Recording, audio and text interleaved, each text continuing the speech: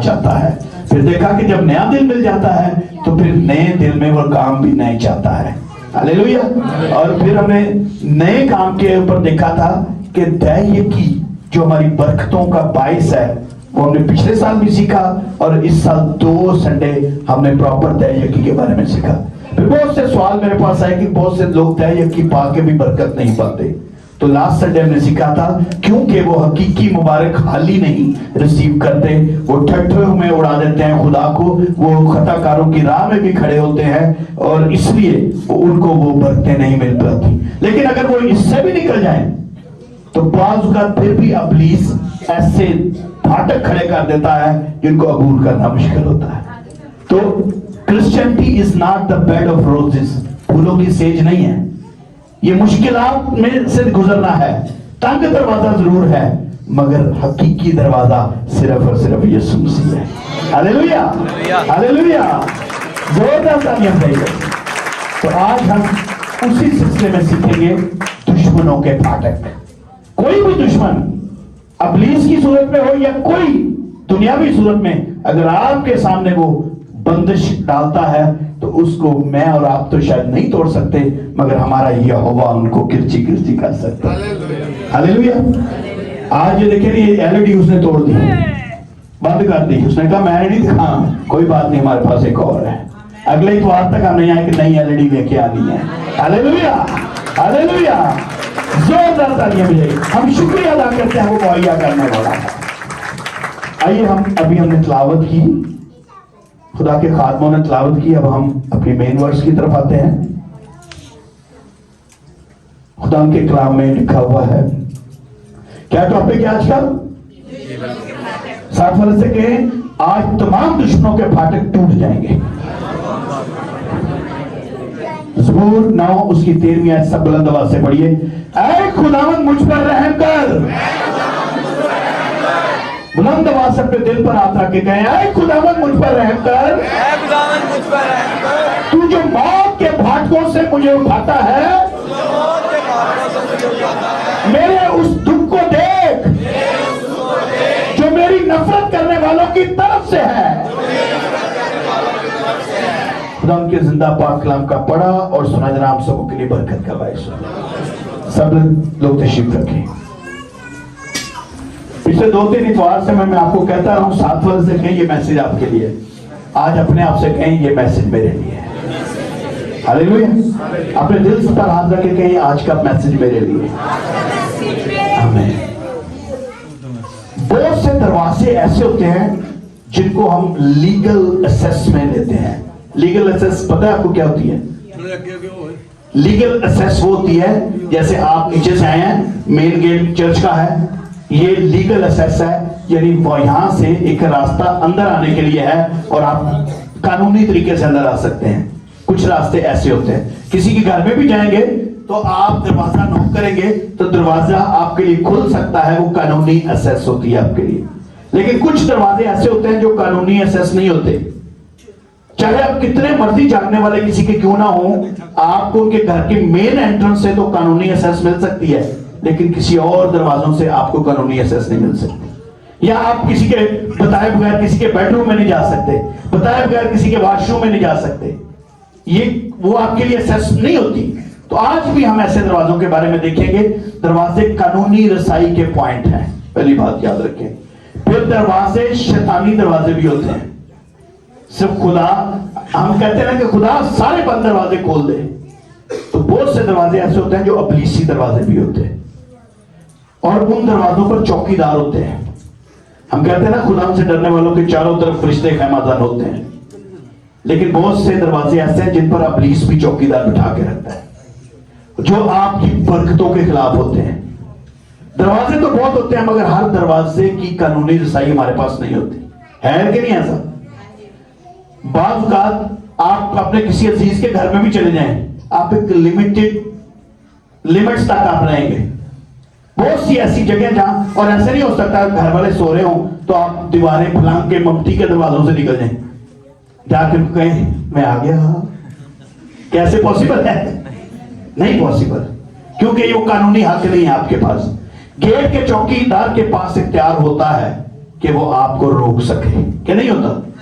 हमारे जो नीचे भाई बैठे हुए हैं सिक्योरिटी में, उनके पास इख्तियार दिया गया है, गवर्नमेंट की तरफ से भी है, उनके पास लेटर मौजूद है कि वो जिसको चाहे रोक सकते हैं, जिसको चाहे चेक कर सकते हैं।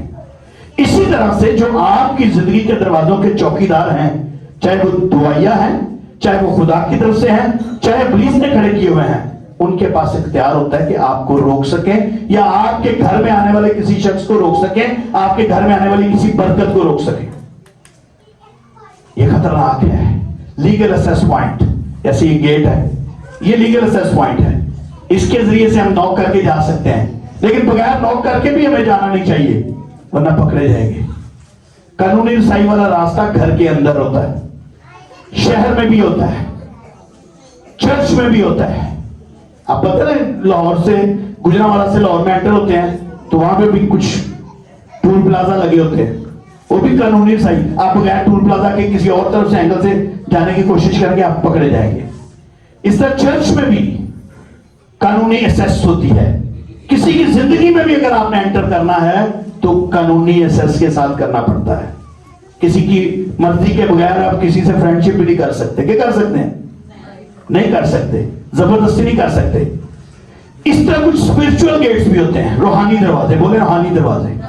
अब रूहानी दरवाजे जरूरी नहीं कि खुदा की तरफ से हों, अब पुलिस भी रूहानी दरवाजे खड़े करते हैं। कलाम में क्या लिखा है? अब हमारी लड़ाई शरारत की उन कौन सी फौजों से लड़ाई है? हमारी रूहानी। अब रूहानी वो है जो हमें नजर नहीं आते, हमारी आंखों को सेंस नहीं मिलती। कुछ ऐसे दरवाजे थे जो आम इंसानी आंख से हम नहीं देख सकते, वो हमारे चौगिर्द खड़े होते हैं। रूहानी दुनिया हमारी जिस्मानी दुनिया से ज्यादा एक्टिव है। याद रखें, जो चीज हमें नजर आती है हम उसका तो मुकाबला कर सकते हैं, जो नहीं नजर आती है मेरे को पता चलेगा। आपको पता नहीं होता आपके बेडरूम में कोई आके बैठा होता है रूहानी, कोई अबलीस भी बैठ सकता है, कोई खुदा का फरिश्ता भी आ सकता है। आपको पता नहीं होता जहां आपने पैसे रखे हुए वहां कोई पहले सांप बांध के बैठा।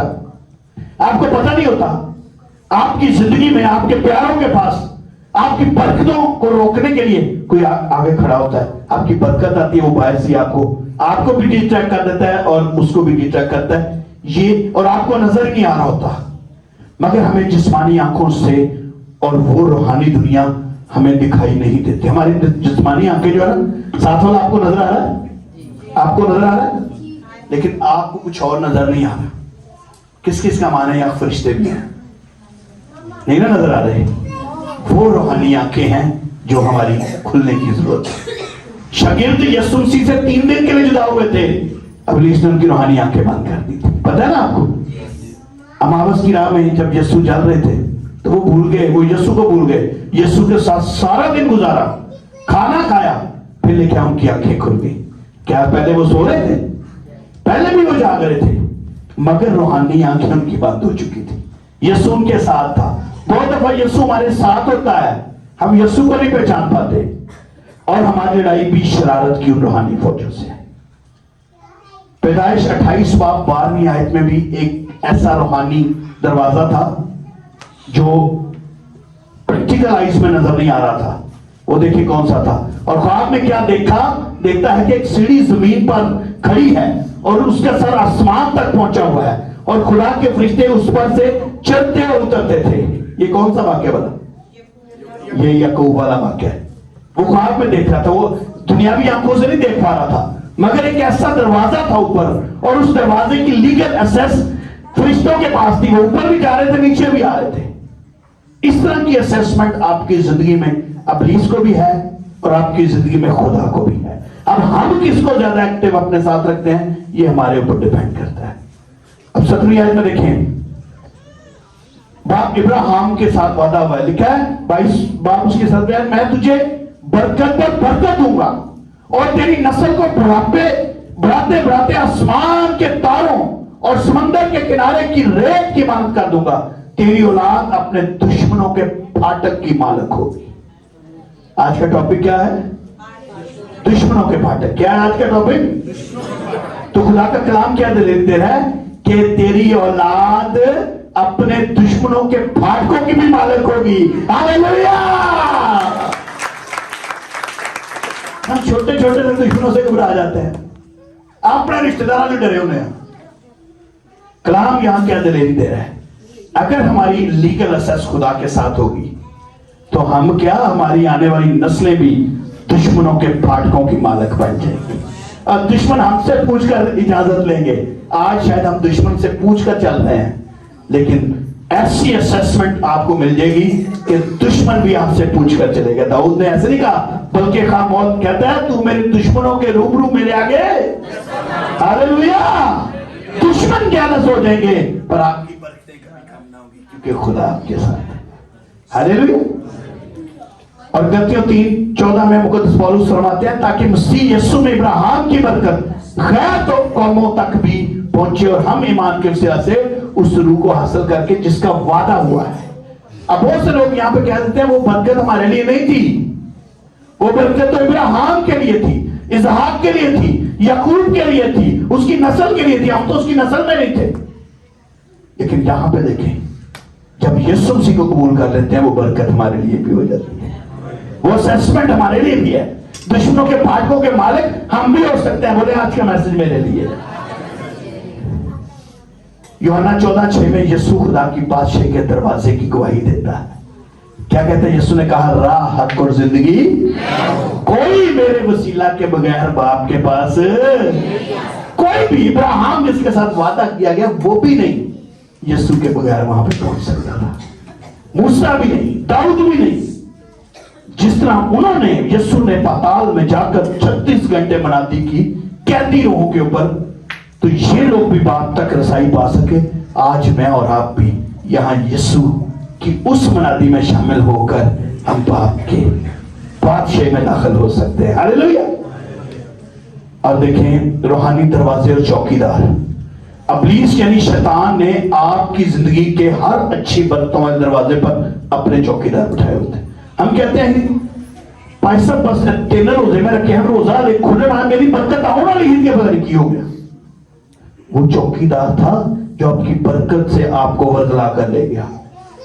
आपकी बरकत आज इस चर्च में थी, लेकिन इब्लीस ने जो नहीं आ सके उनको काम से पकड़ के किसी और काम में लगा दिया। उसको पता था कि आज इनकी बरकत यहां पे है। जिस दिन बरकत नहीं होती वो भी सोया होता है, लेकिन बरकत का हर वक्त आ सकता है। इब्लीस को भी नहीं पता कि किस दिन हमें बरकत मिलनी है, लेकिन वो हर टाइम तैयार रहता है आपकी बरकतों को छीनने के लिए।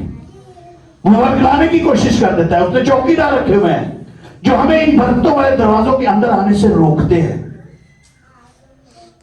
अगर आपके पास दरवाजे की चाबी हो, अगर कितने भी चौकीदार पर रखे हो, अगर आपके पास मालिक वाली चाबी हो, तो चौकीदार भी आप इसको नहीं रोक सकते, क्योंकि आपको किसी चौकीदारी की जरूरत नहीं होगी। आप धीरे से आएंगे, दरवाजा खोलेंगे, अंदर चले जाएंगे। और चाबी, लीगल असेसमेंट की चाबी सिर्फ यीशु मसीह के पास है। हालेलुया। उसने कहा आसमान और जमीन का कुल इख्तियार, और अब मैं जा रहा हूं, ये इख्तियार में चाबी लेनी है। कि कौन कौन लेना चाहता है वो चाबी? हालेलुया। और मत्ती 18:18 में लिखा, मैं तुमसे सच कहता हूं कि जो कुछ तुम जमीन पर बांधोगे वो कहां बंध जाएगा, और जो कुछ तुम आसमान पर खोलोगे वो कहां खुल जाएगा। जो कुछ जमीन पर खोलोगे वो आसमान पर खुल जाएगा। अगर आप जमीन पर अपनी बरकतें को दरवाजे जो बंद हो चुके हुए हैं, आज आप मुतफिक होकर उनको खोलना शुरू कर दें, आसमान पर भी वो खुल जाएगा। जो कुछ आप बांध देंगे, इब्लीस को बांध देंगे, इब्लीस के चौकीदारों को बांध देंगे, जो आपकी बरकतों को रोक रहे हैं उनको बांध देंगे, वो ना सिर्फ यहां बंध जाएंगे बल्कि जहां से वो प्लान कर रहे हैं वहां पर भी बंध जाएंगे। Hallelujah. You have the power. बोले मेरे पास कुव्वत है। हालेलुया। मसला क्या है हमारा? फिर क्यों हमारे दरवाजे बंद नहीं होते? पता है आपको क्यों नहीं बंद होते? क्योंकि ना तो हमें बांधना आता है, ना हमें खोलना आता है। जो चीज नहीं आती वो हम कर सकते हैं। मुश्किल यह है कि ना हमें बांधना आता है और ना ही हमें खोलना आता है। मगर खुदा यीशु मसीह ही वो जरिया है जो हमें वो खास चाबियां दे सकता है जो बंद किए हुए को खोल सकती है। हालेलुया। अब लिखा है, उसके बंद किए हुए को कोई और उसके खोले हुए को कोई। हालेलुया। बोले आज का मैसेज मेरे। हालेलुया। और आज खुदा से वो चाबियां हमें लेने की जरूरत है। हालेलुया। और इन चाबियों को हमें इस्तेमाल कैसे करना है, इसको भी खुदा से पूछने की जरूरत है। बात का कोई आपको मोबाइल दे देता है, बाजी मोबाइल ले लो, तुहानू दा पासवर्ड नहीं दसदा, तुहानू दी एप्लीकेशन का नहीं पता, तो फिर बंदे लभदे फिरोगे। आज जो चाबियां खुदा दे रहा है वो सारे पासवर्ड भी आपको दे रहा है। हालेलुया।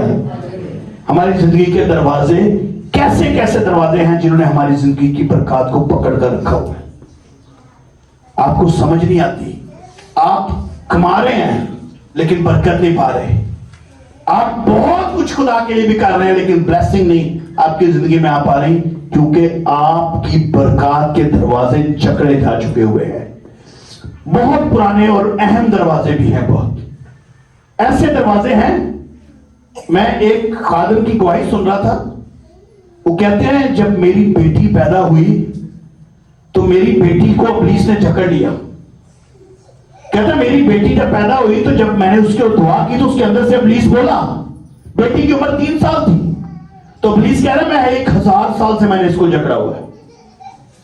अंदाजा करें बेटी की उम्र कितनी हो गई, इब्लीस कितने देर से उसके पीछे था, 1000 साल से। ये कैसे पॉसिबल है? नस्ल दर नस्ल इब्लीस आपके साथ रहता है। कभी देखा आपने कहा हो ब्लड प्रेशर डॉक्टर की पूछते ने भाई जी ਤੁਹਾਡੇ ਪਿਓ ਨੂੰ ब्लड प्रेशर ਹੁੰਦਾ ਸੀ, ਤੁਹਾਡੀ फैमिली ਚ ਕਿਹਨੂੰ ਹੁੰਦਾ? वो लानत नस्ल दर नस्ल चलती है। कुछ ऐसे लोग आते हैं मेरे पास, भाई कामरान चले गए, इनके साथ एक कर्ज थी, इनका जो बेटा पैदा होता था 3 दिन बाद उसकी मौत हो जाती थी। पहला बेटा पैदा हुआ 3 दिन बाद मौत, फिर दूसरा बेटा पैदा हुआ 3 दिन बाद मौत, तंदुरुस्त बच्चे। यहां एक हमारे चर्च में आते थे आसिफ टाउन से, भाई जुगनू, शायद आप नाम सुना, बेटा पैदा होते साथ ही फौत हो जाता था, 4 बेटे फौत हो गए। ये नस्ल उनकी ये लानत जो थी नस्ल दर नस्ल उनके साथ थी। शुगर तेरी फैमिली कितों आ गई? डॉक्टर फौरन सवाल पूछेगा तेरी फैमिली कहनो है शुगर? क्योंकि जी हाँ मेरे दादे नु सी, यानी दादे की लानत थोड़े तक आ गई। ये वो है जो पुराने दरवाजे बंद हुए हैं। फिर कहते ਇਹਦਾ ਪਿਓ ਵੀ ਬੜਾ ਭੇਗਾ ਸੀ, ਆਖਦਾ ਇਹ ਵੀ ਅੱਗੋਂ ਭੇਗਾ ਹੀ ਹੋਇਆ ਹੈ। ਇਹਦਾ ਪਿਓ ਵੀ ਬੜਾ ਜ਼ਿੱਦੀ ਸੀ, ਇਹ ਵੀ ਤਾਂ ਜ਼ਿੱਦੀ ਹੋਇਆ ਹੈ। ਇਹਦੇ ਪਿਓ भी अकल नहीं है, तक इन्हें भी अकल नहीं है। अक्सर ये बातें सुनने को मिलती है कि नहीं? इसलिए ये बातें हैं कि ये वो पुराने दरवाजे हैं जो नस्ल बंद हुए हैं। आपको पता ही नहीं होता, आप तो दयाकियां दे रहे हैं, आपने तो बड़ा कुछ कर लिया हुआ है, लेकिन आपकी जिंदगी ब्लेसिंग नहीं रिसीव कर रही क्योंकि वो नस्ली दरवाजे अभी तक आपके बंद हैं। आज उनको भी खोलने की जरूरत है। हालेलुया। अच्छा, जैसे मैंने आपको एक मैसेज सुनाया था ना, पहाड़ों के कान होते हैं, किसी को याद है मैसेज? मैंने कहा था आपके पास क्या है, क्या है? साथ साथ पूछे आपके पास है? पूछे, जल्दी भी है ना। बुआ जी कह रही मेरी बड़ी लंबी है। अच्छा, अगर जुबान है तो मैंने कहा था पहाड़ों के कान है, इसलिए तो यीशु ने कहा अगर तू इन पहाड़ों से कह दे तो ये यहां से सिरक जाएगा, क्योंकि आपके कहने से पहाड़ सुन लेगा। और ये हकीकत है। तो दरवाजों के सर होते हैं, बांस का तंग दरवाजे है ना, बहुत ज्यादा तंग ऐसे करके नंग ने, तो कलाम जी कहता है दरवाजों के सर होते हैं। क्या होते हैं दरवाजों के? तो आप ऑर्डर करें, दरवाजे अपने सरों को उठा लेंगे और आपकी बरकतों को अंदर आने। तो इतनी सारा तो कोशिश करे गड्डी लैन दी, और तो आठे दरवाजे नहीं होते कि गड्डी ना दे, वो गड्डी की बरकत होती है ठा करके भाई, वो बरकत गई। आपने कभी दरवाजे चेक ही नहीं अपने किए। दरवाजे के सर होते हैं। हम क्या ज़बूर 24 में कहते हैं? क्या कहते हैं? हालेलुया। ऊंचे कर सिर दरवाजे, बुआ जी नाम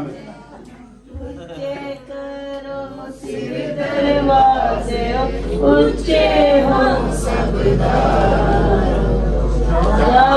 जलाला बादशाह सिर तक ऊंचे करो, रब खुदावंद बादशाह है,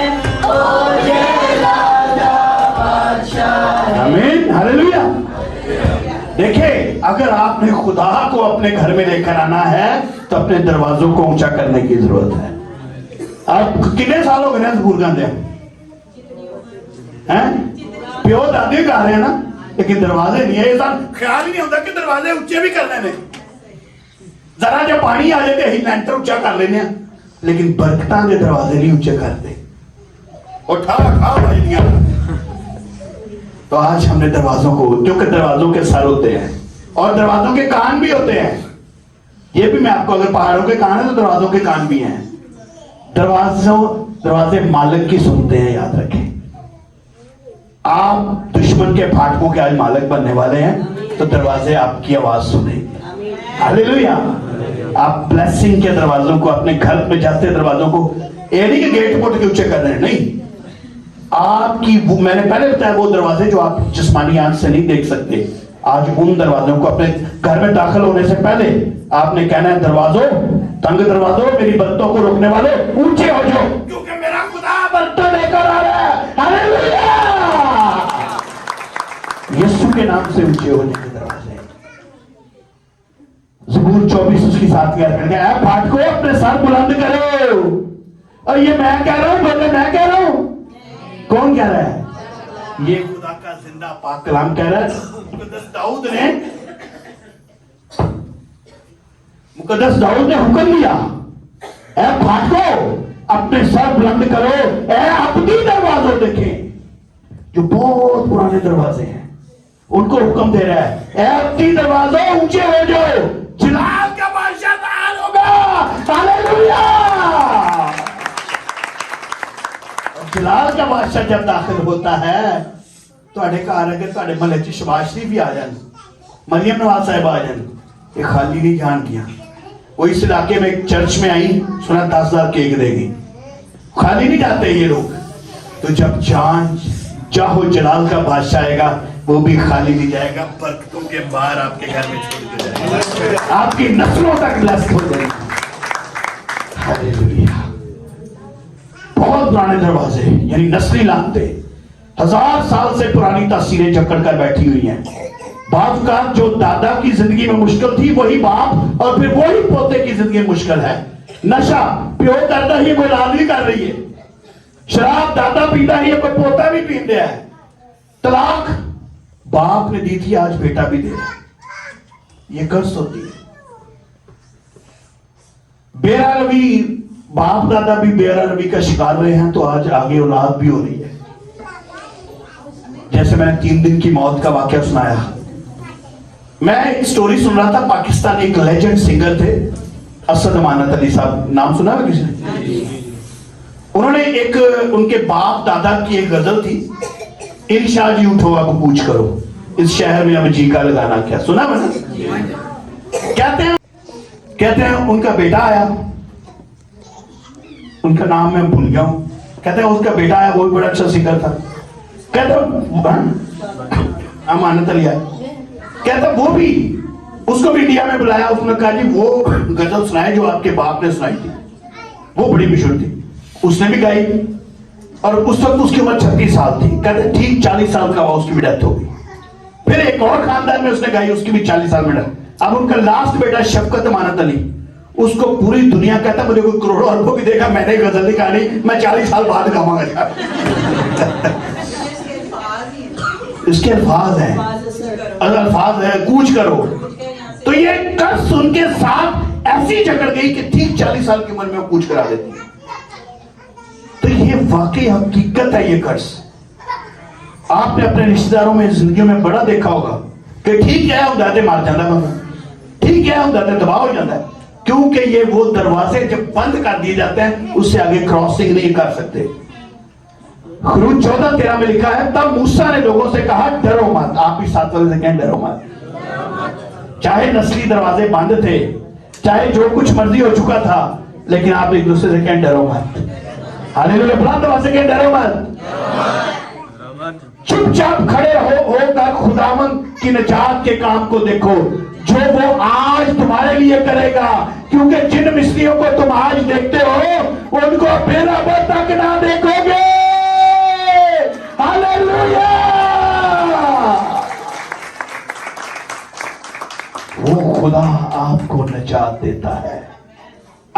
दरवाजों को जो बंद है उसको खोलने की कुदरत है। खुदावंद तुम्हारी तरफ से जंग करेगा। साथ वाले से कहें, खुदावंद तुम्हारी तरफ से जंग करेगा और तुम खामोश रहोगे, लेकिन वो तुम्हें जताता हुआ चला। हालेलुया। क्या आज आप अपने आप को रिहा करवाना चाहते हैं? कोई चाहता है, किसी को जरूरत फील होती है कि मैं रिहा हो जाऊं? अपना हाथ दिखाएं तो देखें, फिर कहीं जाने की जरूरत नहीं है। जब हम किसी रिहाई पाने के लिए किसी बाबों के पास जाते हैं, किसी ऐसे लोग के पास जाते हैं, हम मजीद दलदल का में फंस जाते हैं। कहीं भागने की जरूरत नहीं है, यहीं बैठे बैठे आप रिहा हो सकते हैं। बोले मैं रिहा हो जाऊंगा, मैं रिहा हो जाऊंगी। बोले मैं रिहा हो, साथ करके आप रिहा हो जाएंगे। क्या गा रहे थे भाई? जदों वल है, जरा माइक में गाएं, साथ वाले पर कंधे पर हाथ रख के बोले, जदों वल है तेरे यहोवा, फिर कौन विरोधी तेरे होणगे। तू यहोवा ते रख ले भरोसा, तेरे सारे इरादे पूरे होंगे। आमीन, हालेलुया। देखिए यशायाह नबी क्या फरमाते हैं, मैं तेरे आगे आगे चलूंगा। खुदा ने उसको कहा मैं तेरे आगे आगे चलूंगा, और ये अब बोले ये मेरे लिए है, मेरे पीछे पीछे पड़े, मैं तेरे आगे आगे चलूंगा और ना हमार जगह को हमार बना दूंगा। मैं पीतल के दरवाजों को टुकड़े टुकड़े करूंगा और लोहे के बैठों को काट डालूंगा। मैं आपको बताऊं, ऐसी कर्स, ऐसी लानतें हैं जो आपके लिए आसमान पीतल का कर देती हैं, जमीन लोहे की कर देती हैं। और जब जमीन लोहे की हो जाए कुछ नहीं बरकत मिलती, आसमान पीतल का हो जाए कहीं से बारिश नहीं बरसती। लेकिन यस खुदा कह रहा है मैं तेरे आगे आगे चलूंगा, जहां पीतल का आसमान तेरे लिए आएगा मैं उसको काटता हुआ जाऊंगा, जहां लोहे की जमीन आएगी मैं उसको तोड़ता हुआ जाऊंगा। हालेलुया। ज़बूर 139 में इसकी 5वीं आयत में लिखा है, क्योंकि मैंने तुझे आगे पीछे से घेर रखा है। हालेलुया। और तेरा हाथ मुझ पर है। किसका हाथ? आई एम सॉरी, आज हम मिनिस्ट्रियों के हाथ जाते हैं। कुछ लोगों का मुझे यहां पता चला है कि जी आपके चर्च में जगह बड़ी तंग है, इसलिए हम नहीं आते। आपके चर्च में जूतियां मैनेज करने की जगह नहीं है। जूतियां कौन खराब करता है?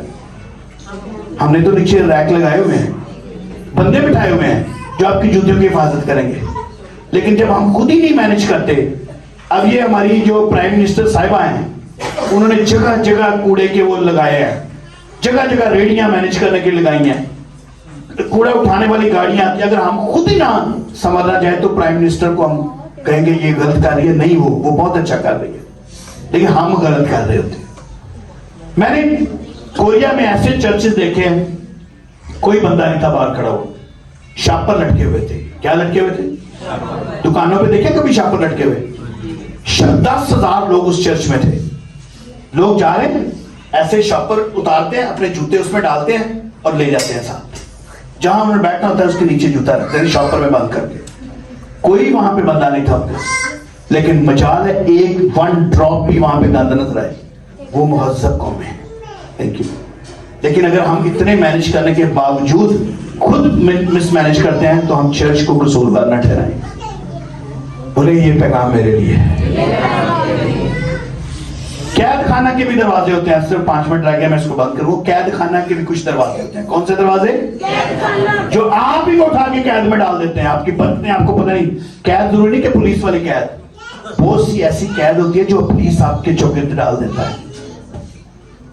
आपकी मंजिल को पुलिस कैद में बंद कर देता है। आप कहते हैं मैं डॉक्टर बनूंगी, आप कहते हैं मैं इस साल ये मैं गोल बनाऊंगी, उसको उठा के कैद में बंद कर देते हैं। आप कहते हैं मैं किसी मुल्क में सेटल हो जाऊंगी, उसको उठा के कैद कर देता है। जितनी बार आप किसी बाबे के पास जाएंगे आपकी कामयाबी को बंद कर देते हैं। वो कील लगाने हैं, धागे लगाने हैं, तावीज लगाने हैं, सुइयां, ये सब मजीद दलदल में आप जाएंगे। शायद हमने ना किया हो, मगर ये हमारे बाप दादा ने किया है। वो आज हमारे सामने आ रहा है। मगर इब्लीस हमें कैद में डाल देता है। देखिए अमाल 12 बाब पहली आयत, यहाँ पे अगर देखें तो देखिए करीबन उसी वक्त हेरोदिस बादशाह ने सताने के लिए कलीसिया में बांस पर हाथ डाला और यूहन्ना के भाई याकूब को तलवार से कत्ल किया। जब देखा कि ये बात यहूदियों को पसंद आई तो पतरस को भी गिरफ्तार कर लिया। ये ईद फतीर के दिन थे और उसने पकड़ कर कैद किया और निगहबानी के लिए 4 सिपाहियों के 4 पहरों में रखा और इरादा से फंसा के वक्त उसको लोगों के सामने पेश करे। कितने सिपाही थे? 4 कितने हुए? 16। 4 into 4 is 16। 4 यानी 16 सिपाहियों की कैद घेरे में उसको लेकर आए और 2 सिपाही एक इधर और एक इधर था, उसको ऐसे कवर करके खड़े हुए थे। लेकिन पतरस कूद से सो रहा था। इतनी कैद में रखे हुए पतरस और क्यों सो रहा था कि पीछे कलीसिया क्या कर रही थी? क्या कर रही थी? उच्ची तरह बोले, मुझे समझ नहीं की कर रही थी। आपकी दुआएं कैद खानों के दरवाजों को तोड़ देती। हमारा खुदा ना खास किसी को पकड़ के भेजे ही दुआ के चुगलियां कर देना चंगा होया इतने क्यों होना चाहिए। पादरी ने बहुता नाल रहता सी नहीं, पीछे हमने मिलकर क्या करनी है? बस कैद खाना में तो पतरस की निगहबानी हो रही थी, मगर कलीसिया उसके लिए बदिलो जान होके क्या कर रही थी? और जब हेरोदिस उसे पेश करने को था तो उसी रात पतरस 2 जंजीरों से बंधा हुआ 2 सिपाहियों के दरमियान क्या कर रहा था? सो रहा था। क्या कर रहा था?